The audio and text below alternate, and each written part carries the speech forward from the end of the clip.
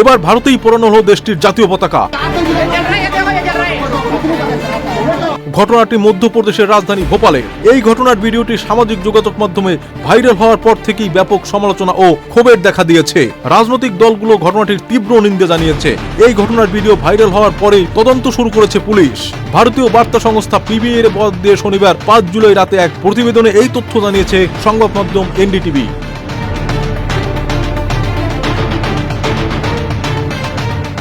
ঘটনাটি চলতি জুলাই মাসের প্রথম সপ্তাহের দিকে ঘটে এবং ভিডিওটি সামাজিক যোগাযোগ মাধ্যমে ছড়িয়ে পড়ে। বিষয়টি নজরে আসার পরই পুলিশ তদন্ত শুরু করেছে। কংগ্রেস মুখপাত্র বিবেক ত্রিপাঠী জানিয়েছে, এই স্থানটি ওয়ার্ড 50 অফিসের কাছে, যেখানে নিয়মিত পৌরকর্মীরা আবর্জনা পোড়ান এবং সেখানেই একাধিক জাতীয় পতাকা পোড়ানোর ঘটনা ঘটে। শাহপুর থানার উপপরিদর্শক জানিয়েছেন, সিসিটিভি ফুটেজ খতিয়ে দেখা হচ্ছে এবং ইতিমধ্যে 2টি অভিযোগ পাওয়া গেছে। ভিডিওতে দেখা যাচ্ছে বেশ কিছু পতাকা আবর্জনার স্তূপের আগুনে ঝলসে যাচ্ছে। এই ঘটনার বিরুদ্ধে কংগ্রেস ও বিজেপি উভয় দলই কড়া অবস্থান নিয়েছে।